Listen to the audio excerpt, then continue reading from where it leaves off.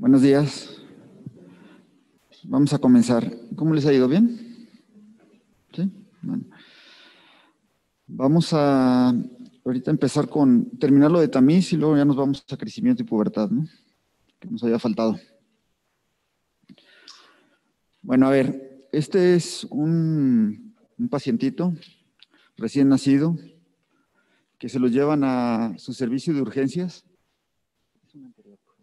Servicio de urgencias por un estado, a ver.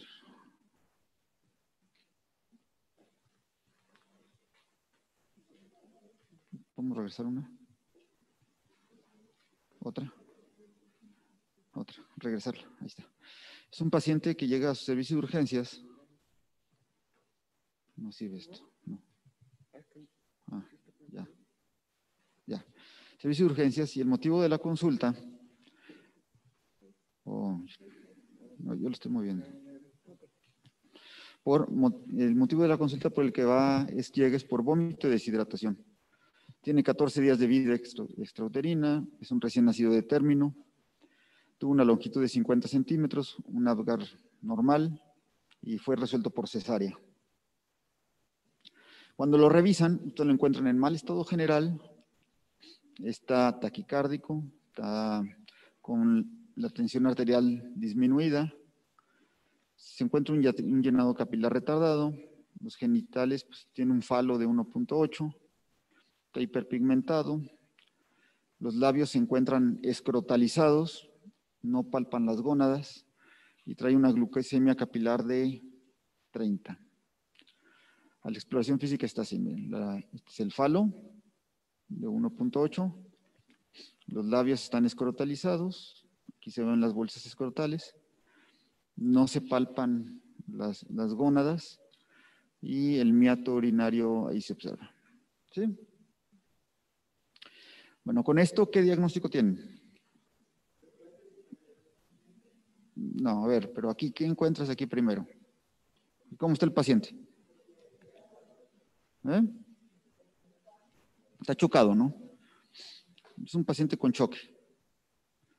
Llenado capilar retardado, taquicárdico, ¿sí? Ya las posibles causas, esto te habla de una alteración, no puede decirme de entrada que es una hiperplasia suprarrenal, ¿verdad? Puede decirme que es una alteración en la diferenciación sexual, es diferente. Ya de ahí vamos a ver si es una alteración en la diferenciación sexual 46XX, en este caso sí podría ser una hiperplasia suprarrenal, ¿no? Pero de entrada, aquí lo único que me puedes decir, no te puedes adelantar. Es choque, no tú, sino los demás. Es choque y es una alteración en la diferenciación sexual.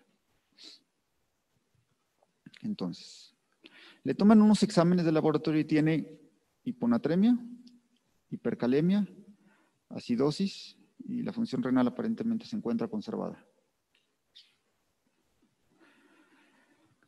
Este paciente efectivamente tenía una hiperplasia suprarrenal, ahorita vamos a ver. Ahora, ¿qué les mencioné la vez pasada del tamiz? ¿Qué les había mencionado? Que era para detectar enfermedades que te pudieran causar alguna enfermedad, o sea, que pudieras tener daño neurológico, por ejemplo, si tú tardas en hacer el diagnóstico, ¿no? Entonces díganme ustedes por qué creen que la hiperplasia suprarrenal se encuentra en el tamiz, si este cuadro es muy obvio, ¿no? Pues sí, este es muy obvio, porque en teoría esta es una mujer que está, ¿qué? Virilizada. Pero un varón, ¿cómo lo esperarían encontrar? O sea, si nace un hombre. Nada más es lógico. A ver, en la hiperplasia, según el defecto, hay un exceso de hormonas que masculinas. Entonces, si es niña, se viriliza, entonces se ve este cuadro. Y en un varón que está virilizado, ¿cómo lo esperarían encontrar? Pues a lo mejor con el falo un poco más grande, ¿sí? Un pene un poquito más grande y a lo mejor hay una desproporción en la relación falo-testicular, ¿verdad? Probablemente. Entonces, La elevada mortalidad asociada a crisis adrenales, porque aparentemente este cuadro que les puse es una crisis adrenal. ¿Sí? En varones, por ejemplo, para detectar en varones, obliga a mantener un nivel de sospecha elevado en aquellos pacientes que hay un trastorno hidroelectrolítico como lo que les mencioné, ¿no? Entonces, hay muchos programas de hiperplasia suprarrenal, más o menos, por definición, ¿cuál sería o cuál creen que sea el defecto más frecuente en la hiperplasia suprarrenal? Un defecto en esta, ¿no? 21-alfa-hidroxilasa, ¿no? Pero hay varios. Acuérdense que está la 11, la 17, la 21. Pero si les preguntan en el examen cuál es la más frecuente, van a poner 21. ¿Sí? La prevalencia en Estados Unidos es más o menos 1 en 15,000. En la población afroamericana todavía es 1 en 42,000. En México, en IMSS, reporta más o menos, esta es la incidencia que reporta. ¿Cuándo se toma la muestra para tamiz para hiperplasia suprarrenal? Igual, en los primeros, en el tercer día, ¿no? Las 72 horas es cuando vas a tomar. ¿Por qué? Vamos a lo mismo. Hay falsos positivos. ¿Sí? Si tú la tomas previamente, puedes tener un falso positivo por una elevación fisiológica de la 17-hidroxiprogesterona. Punto de corte. 10 nanogramos por mililitro. Punto de corte. ¿Cuánto era en perfil tiroideo? 10. En hiperplasia, 10. Fíjense en las unidades, porque si les ponen en nanomoles, va a ser 30. Si les ponen nanogramos, va a ser 10. Ojo, pongan atención en eso. Entonces, en este cuadro, miren, nada más no se alcanza a ver muy bien, pero vas a tener diferentes puntos de corte. Tienes un paciente asintomático, es diferente a que tengas un paciente sintomático, ¿no? Cuando naces. Si tengo un paciente con una crisis adrenal, cuando te llega al servicio de urgencias y trae valores menos de 10, como quiera, es poco probable que sea. O sea, hay que buscar otra causa, ¿no? Si les ponen una viñeta con un caso, pero tiene menos de 10, ojo. Un paciente que está entre 10 y 20, hay que hacerle una prueba de ACTH. Y arriba de 20 ya ni siquiera tendrías que confirmar el diagnóstico, ¿no? Entonces, en el de menos de 10 es poco probable, entre 10 y 20 es una prueba de ACTH o niveles de 17-hidroxiprogesterona en México, porque no tenemos ACTH. Y si está arriba de 20, realmente ya no tendrías que confirmar el diagnóstico, ya lo tienes. ¿Sí?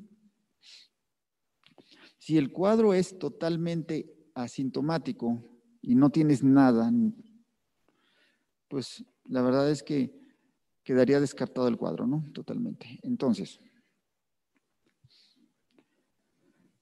¿cuántos tipos de hiperplasia suprarrenal conocen ustedes?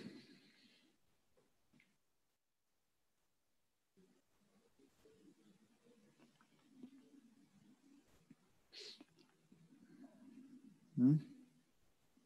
Hablando de la 21. O sea, hay una que, perdedora de sal, que pues, tenemos en las clásicas y no clásicas, ¿no?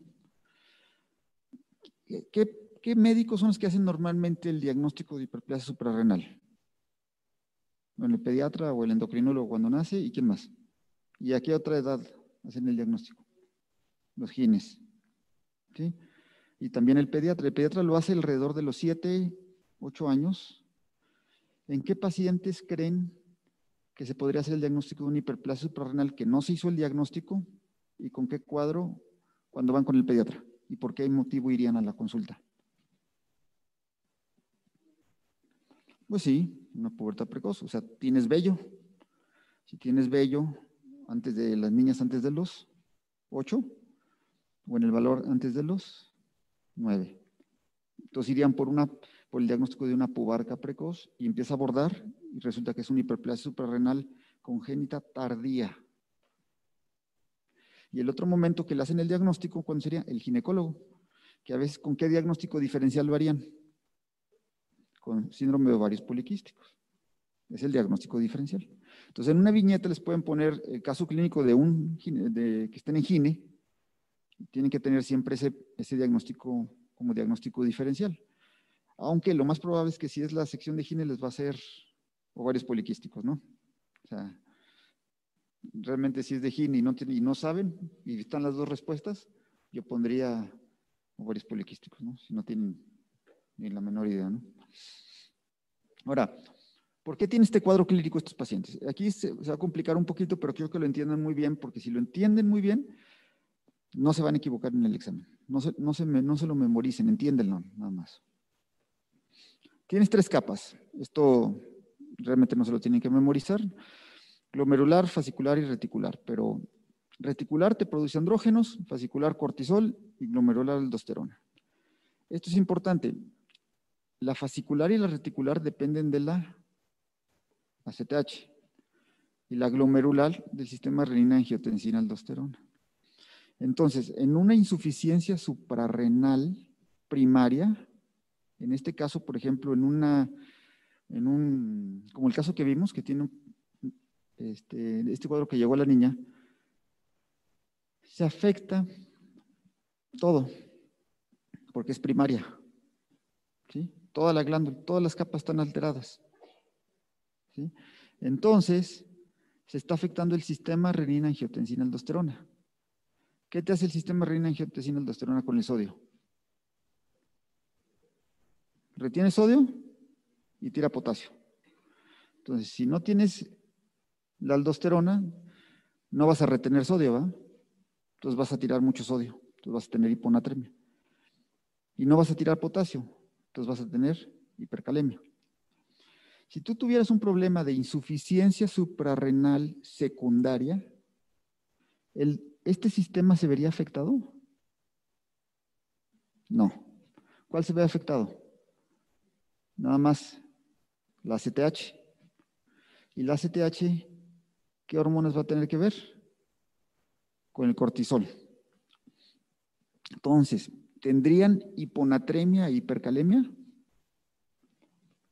En teoría no. ¿Sí? O sea, no tendrías hiponatremia e hipercalemia. Sí tienes hiponatremia, pero ya les voy a explicar por qué. Pero no tienes hipercalemia. ¿Sí? Insuficiencia suprarrenal secundaria. No se tienen que aprender esto, nada más entiéndanlo un poquito. Este es el defecto de la 21. Es como poner una pared ahí. Y entonces, vean, que se movió. Si tienes al nivel del 21, ¿qué va a pasar? ¿Vamos a tener aldosterona? No. ¿Vamos a tener cortisol? No. Entonces, todo esto, es que esto se movió, un poquito arriba. Pero entonces, todo esto debe ir arriba. No hay nada de esto y se acumulan todas estas que están acá arriba, que son hormonas masculinas. Es como llega el agua, se detiene en esta pared y se viene para acá. Viene para acá y se viene para acá. Entonces, si no hay cortisol, ¿cómo va a estar la ACTH? Elevada. ¿Sí? Ahí está. ¿Qué hace el cortisol? Nada más aumenta la glucosa. Entonces, obviamente, si no hay glucosa, si no hay cortisol, ¿qué vas a tener? Hipoglucemia. ¿Este paciente tenía hipoglucemia? Sí. ¿Cuál es el punto de corte de hipoglucemia en un neonato? El punto más es que aquí es donde hay un poquito de controversia. Si le preguntas a la Asociación Americana de Pediatría, te va a decir que es 45. Si le preguntas a la Sociedad de Endocrinología, te va a decir que es 50. Y si le preguntas a los estudios prospectivos y retrospectivos con cierto daño neurológico, te van a decir que es 47. ¿Sí? Entonces, yo creo que deben de poner 47. ¿Sí? Pero serían gachos que te pusieran 45, 47 y 50, ¿va? O sea, no sería lo... Entonces, una hipoglucemia neonatal, este paciente tenía 30. O sea, tienes hipoglucemia. ¿Por qué? Pues porque el cortisol te hace eso, ¿no? Es de lo mismo, te me ayuda a mantener una tensión arterial normal, es importante. Todos estos pacientes están hipotensos, ¿no? Es un paciente que estabas hipotenso y que lo tenías con hipoglucemia. Y entonces, si ustedes ven esta gráfica y lo entienden normal, va a ser una situación de estrés. ¿A poco la gente no dice, es que le dio diabetes porque le dio un susto? ¿Sí dicen eso, ah? Bueno, estaban sometidos a una situación de estrés. No es que eso no que se hayan hecho diabéticos por eso, pero desencadenó, por eso son las hiperglucemias por estrés, ¿no? Entonces, ya iban a ser diabéticos esos pacientes, nada más fue el empujoncito, ¿sí? Entonces, tienes estrés. Se va a secretar CRH, luego ACTH y luego cortisol. ¿Sí? Esa es la secuencia. ¿Sí? Siempre. Pero es por una situación de estrés. Entonces, si no tienes cortisol, se secreta más CRH, luego se secreta ACTH, luego cortisol. En estos casos de las hiperplasias suprarrenales, en el hipotiroidismo secundario, hay un problema a nivel hipofisiario y en el nivel primario hay un problema a nivel de la glándula suprarrenal. ¿Sí? Si es secundario, pues vas a secretar, si es a nivel hipofisiario, vas a secretar CRH, pero no vas a secretar ACTH. Entonces ACTH no va a haber y entonces el cortisol va a estar bajo. Entonces si les ponen en la viñeta cómo sería una insuficiencia suprarrenal secundaria a nivel hormonal, te podría ser CRH baja, CTH baja y cortisol bajo. O CRH normal alta, ACTH baja y cortisol bajo. Y si es primario, vas a tener un cortisol bajo, pero una ACTH elevada. ¿Sí? ¿Y por qué tienen hipercalemia y hiponatremia? Pues aquí está el defecto, acuérdense, llega, topa, se acumulan estos y no hay aldosterona y no hay cortisol. Y lo que les mencionaba, ¿qué hace la aldosterona? Pues retiene sodio y tira potasio. Ahora, en base a lo que les dije, ¿por qué la insuficiencia suprarrenal secundaria? No me vayan a perder, ¿eh? ¿Por qué la insuficiencia suprarrenal secundaria puede tener hiponatremia? Antes de que me pase esto. No, a ver cuenta, mira, si volvemos tantito, ¿qué se secreta también junto con el CRH? Vasopresina, porque ambas te estimulan la secreción de ACTH. Entonces, no tengo cortisol y entonces el cuerpo sensa y dice, ay, no hay cortisol, vamos a estimular el cortisol. ¿Cómo secretamos? ¿Cómo hacemos el estímulo? Vamos a secretar más ACTH, ¿no? ¿Cómo secreto más ACTH? Con vasopresina y con CRH. ¿Qué te hace la vasopresina? ¿Qué es la vasopresina? Es la hormona antidiurética, ¿no? Entonces puedes tener una hiponatremia dilucional. ¿Sí? Entonces, por eso en la insuficiencia suprarrenal secundaria puedes tener hiponatremia, pero no hipercalemia. Y en la primaria sí tienes hiponatremia, hipercalemia. ¿Sí? ¿Sí? ¿No los he perdido? Bueno. Entonces, estos pacientes, ¿cómo esperarían el perfil bioquímico entonces? Hiponatremia, hipercalemia y acidosis. ¿Por qué tendríamos acidosis?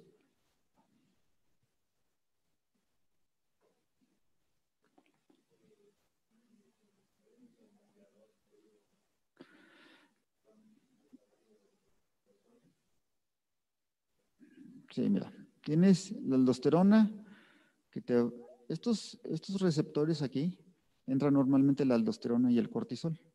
Compiten, es competitivo. Y hacen que se formen canales para absorber sodio y para tirar potasio. Y en la otra membrana va a salir sodio, entra potasio, se tira potasio. ¿Sí?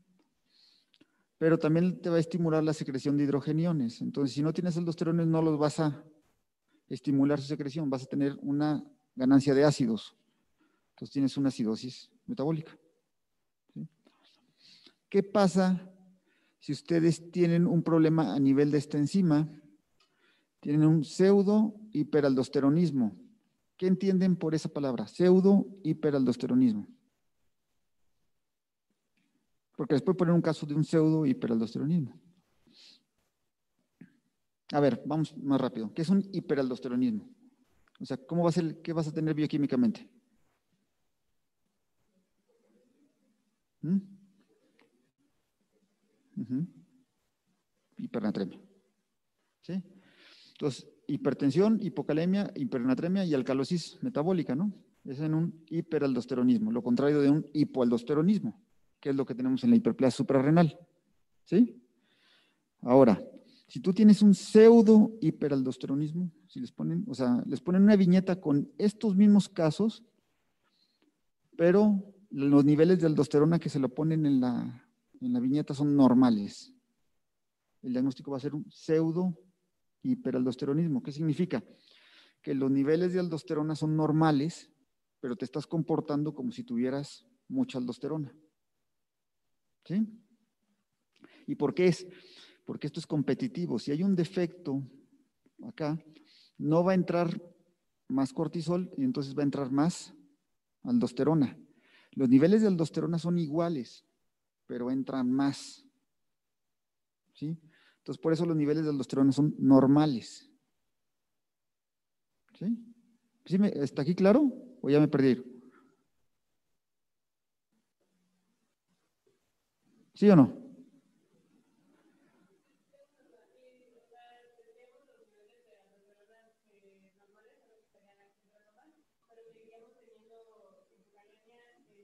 Sí, o sea, tienes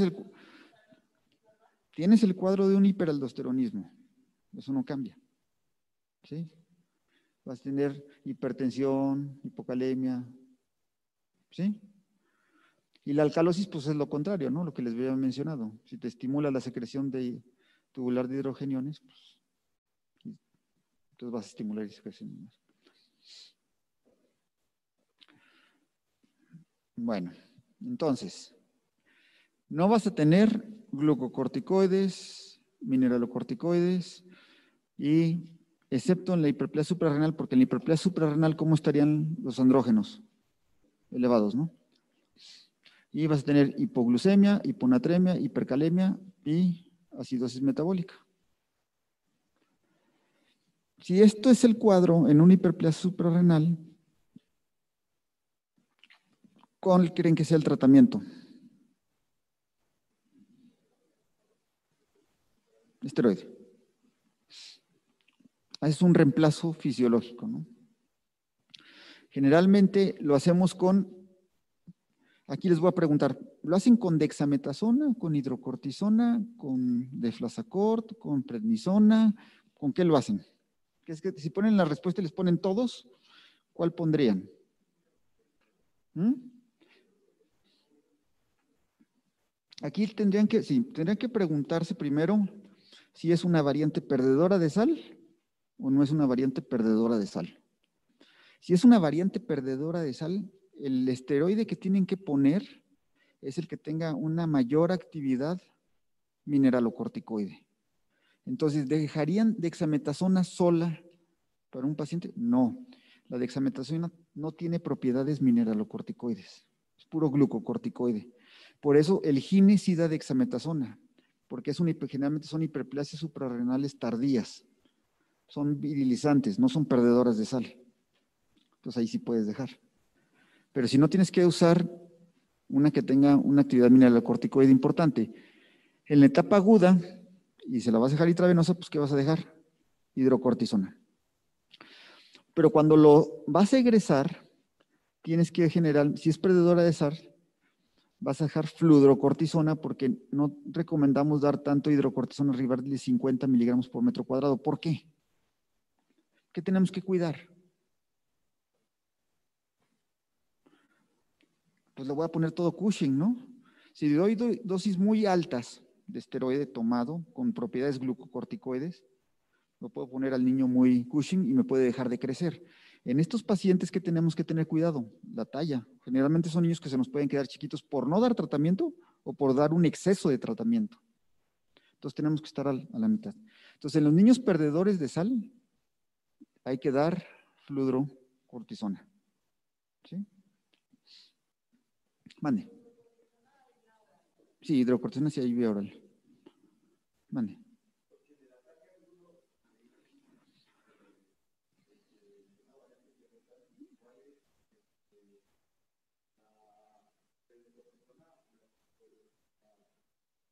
La hidrocortisona la vas a dar a 100 miligramos por metro cuadrado de superficie corporal, que es la dosis de estrés. Si ustedes, ¿por qué lo entienden de esa manera? Miren, no se lo memoricen. Normalmente el cuerpo te secreta 5 a 6 miligramos por metro cuadrado de superficie corporal. Lo que sea. Con las enzimas gástricas lo ajustamos generalmente a 10 miligramos por metro cuadrado de superficie corporal. Cuando una persona está estresada, por lo menos se eleva 10 veces más el valor normal de la hidrocortisona, del cortisol. Entonces nosotros, acuérdense que en la medicina únicamente hacemos lo que el cuerpo normalmente debería de hacer. Entonces, ¿qué hacemos? Pues le elevamos por lo menos 10 veces más el valor basal que produciría si tu cuerpo estuviera sano. Entonces, por lo menos dejo a 100 miligramos por metro cuadrado de hidrocortisona.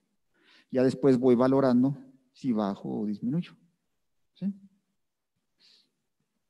Ya cuando se vaya a egresar a su casa, que le hayamos bajado la hidrocortisona, agregamos la fludrocortisona. ¿Sí?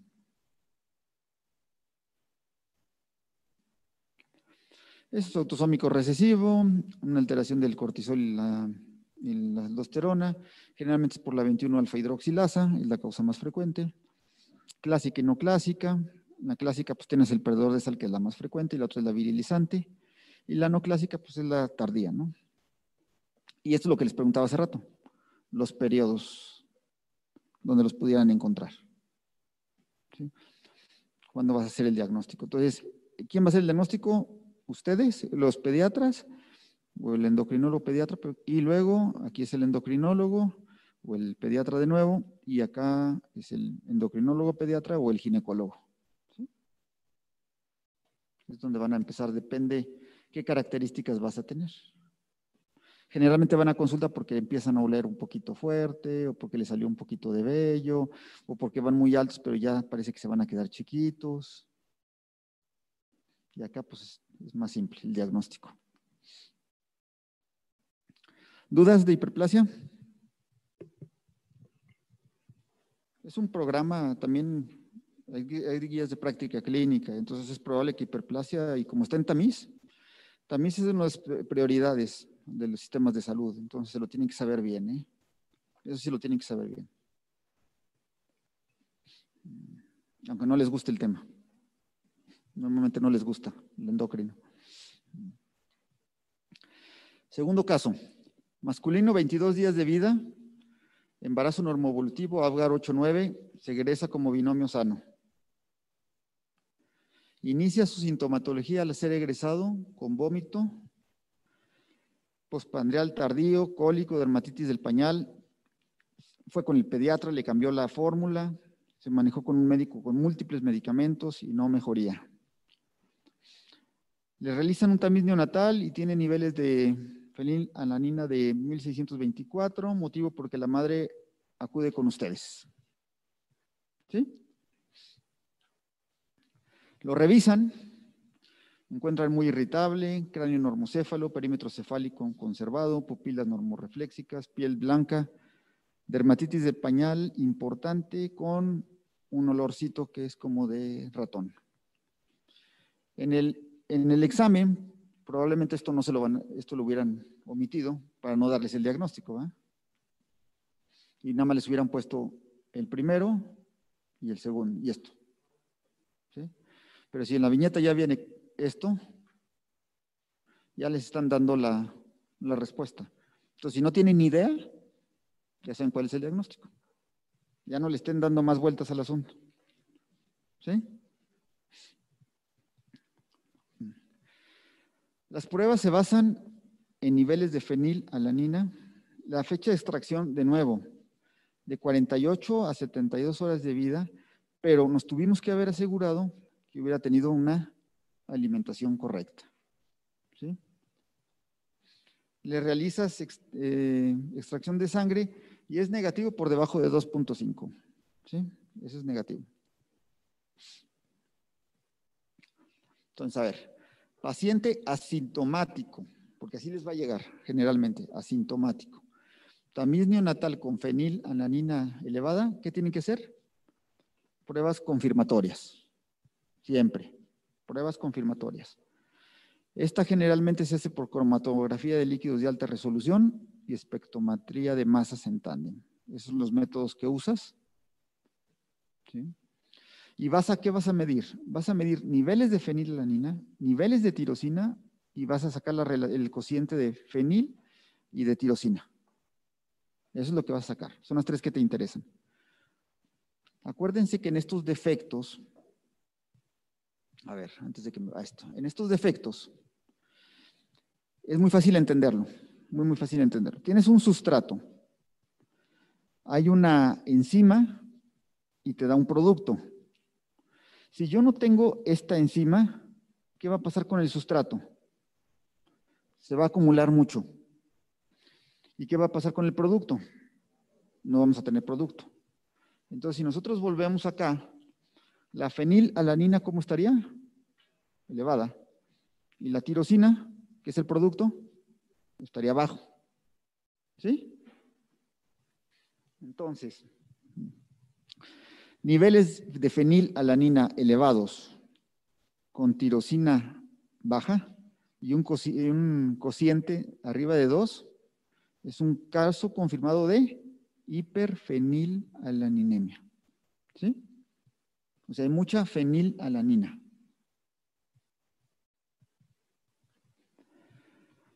Entonces aquí, ojo, también cómo se los vayan a poner. Depende en qué unidades, pero generalmente se las ponen en miligramos por decilitro. Entonces, de 2 a 6 es una hiperfenilalaninемia benigna.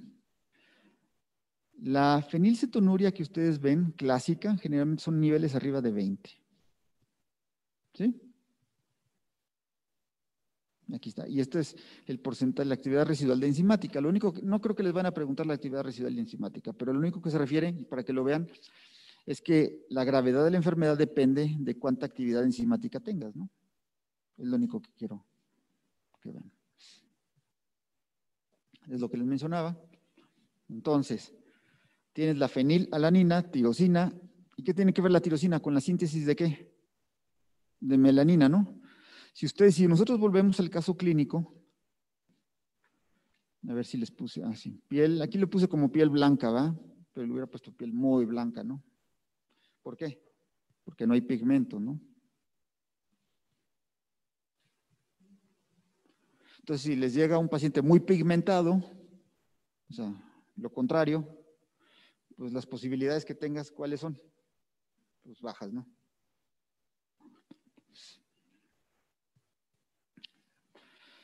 Constituye un aminoácido aromático esencial, 5% de las proteínas.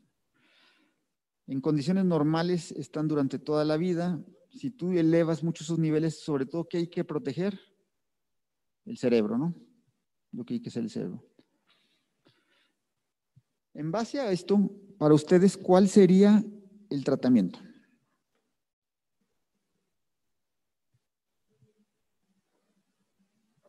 ¿Cuál? Bueno, pues quitas la fenilalanina, ¿no? O sea, le bajas, o sea, no le das. Y tendrías que dar, ¿qué? También se supone que tirosina, ¿no? Pero ahorita les voy a decir cómo lo vamos a hacer. Entonces, la incidencia es 1 en 10,000, más o menos. Hay deficiencias de la enzimáticas y también de un cofactor, el BH4, pero no es tan frecuente, ¿no?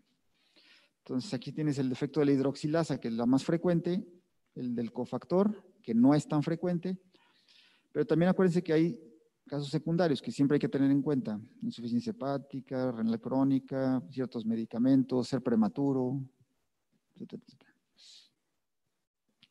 Entonces, tienes una enfermedad hereditaria, hay un defecto más frecuente que es la fenilalanilhidroxilasa. Los síntomas generalmente es un niño con vómito, convulsiones, retraso psicomotor, la tez más clara. Este es en caso de que la mamá tuviera fenilcetonuria, es un síndrome en el cual el bebé va a tener microcefalia, retraso y anomalías cardíacas. El diagnóstico, pues vas a encontrar ¿qué vas a solicitar? Los niveles elevados, ¿no? Lo que les había mencionado. Y el tratamiento, dieta. Y entonces en el recién nacido, ¿cómo le hacen? El recién nacido se alimenta con puro seno materno, ¿no? ¿Le quitarían el seno materno? Sí, no, ¿por qué? ¿Alguien?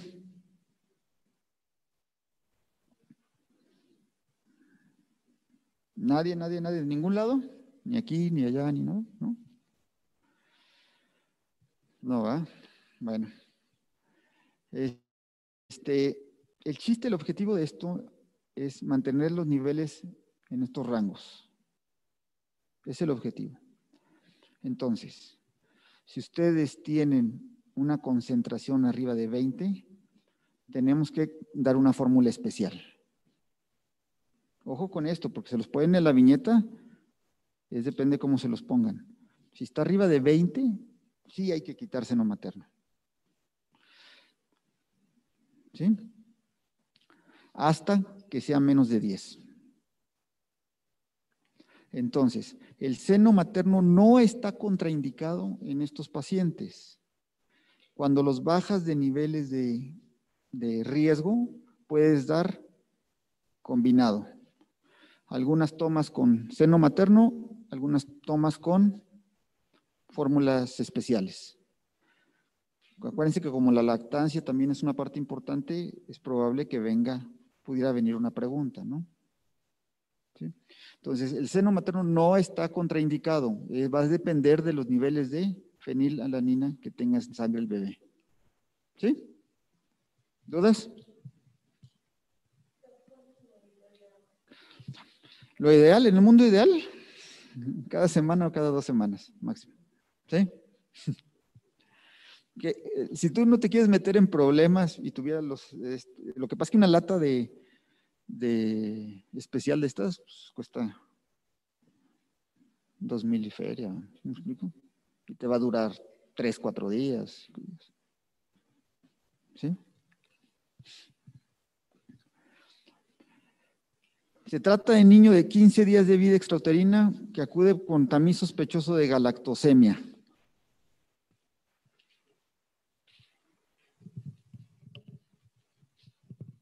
A ver. Galactosa, ¿el punto de corte cuál va a ser de nuevo? 10. En todas va a ser 10. El número mágico. Si no saben, pongan 10 en tamiz. ¿Sí? Vamos a lo mismo. Es un tamizaje. Hay que confirmar que el diagnóstico.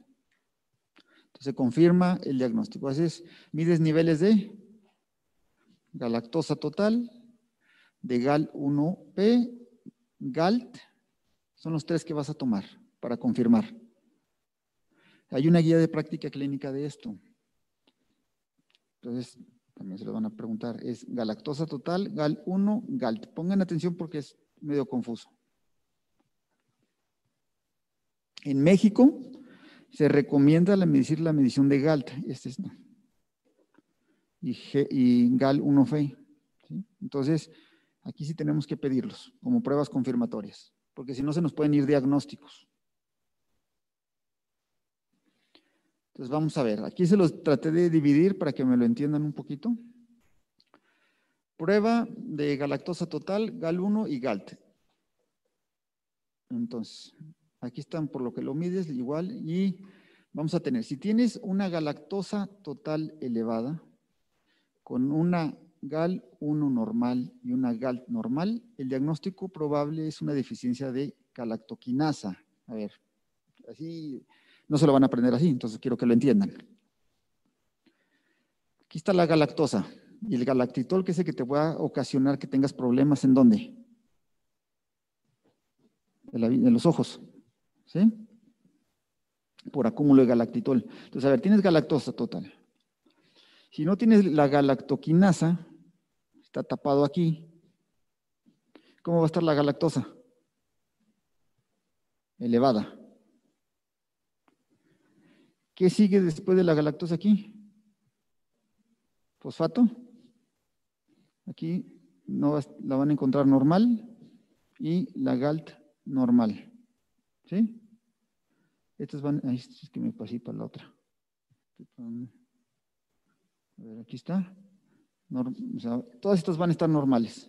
¿Sí? Entonces, esta va a estar elevada nada más. Entonces, si tienes esto, el problema va a ser a nivel de la galactoquinasa. ¿Sí? Si nos vamos con galactosa total elevada, con GALT disminuida, galactosa total aumentada, con GALT. ¿La GALT cuál es? Galactosa 1-fosfato uridyl transferasa, disminuida. O sea, esta elevada y esta baja. ¿Cuál va a ser el diagnóstico que les puse? La clásica, un problema de GALT. ¿Sí? Si no hay galactosa 1-fosfato, no hay glucosa 1-fosfato y no hay glucosa. ¿Sí? Si tú tienes una galactosa total elevada con GAL 1-fosfato elevada y GALT normal, entonces a ver, galactosa total elevada con GAL 1 elevada, aquí está, galactosa total elevada con GAL 1-fosfato elevada y GALT normal, o sea, este está normal, ¿cuál va a ser el diagnóstico? Una deficiencia de Gale. Eso lo van a tener que memorizar, ¿eh? No hay otra manera, pero entiéndanlo más o menos.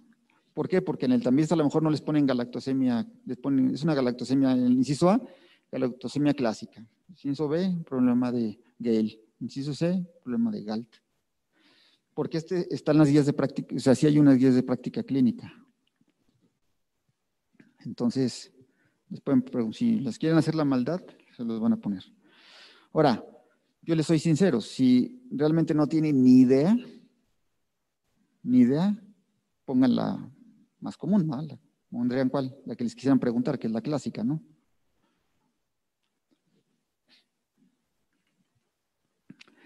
Entonces, las deficiencias enzimáticas pueden ser GALT y Gale. ¿Sí? Y ahí están.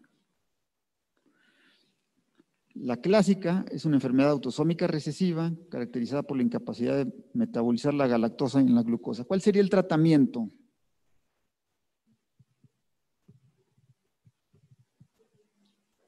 ¿Cuál sería el tratamiento en un recién nacido?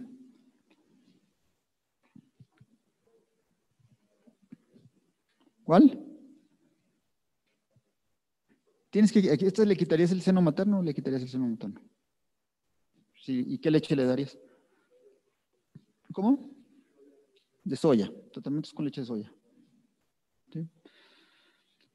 Entonces, hay varias variedades, la galactosemia clásica o la variedad de Duarte. La forma Duarte es la forma benigna. Lo único que tienen que ver es que tienen una mayor actividad enzimática, ¿no?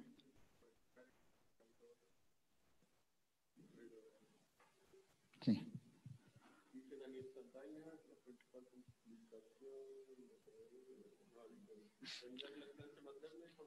Sí, correcto, Melissa. Exactamente, Melissa. Esa es la respuesta. Tu endocarditis no sé, no. Entonces, la GALT es menor o igual a 9.5, forma benigna, y la forma clásica es esta.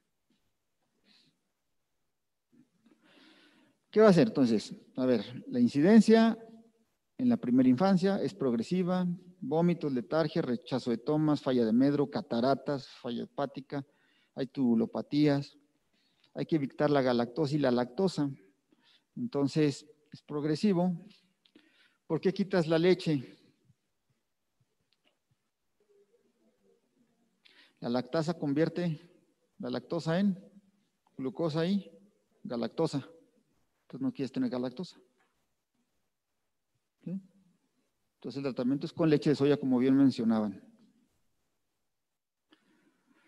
Y en edades más grandes, lo que tienen que hacer es quitar la galactosa en la dieta. Es lo único. ¿Sí? Aquí vamos a acabar tamiz, vamos por lo que sigue.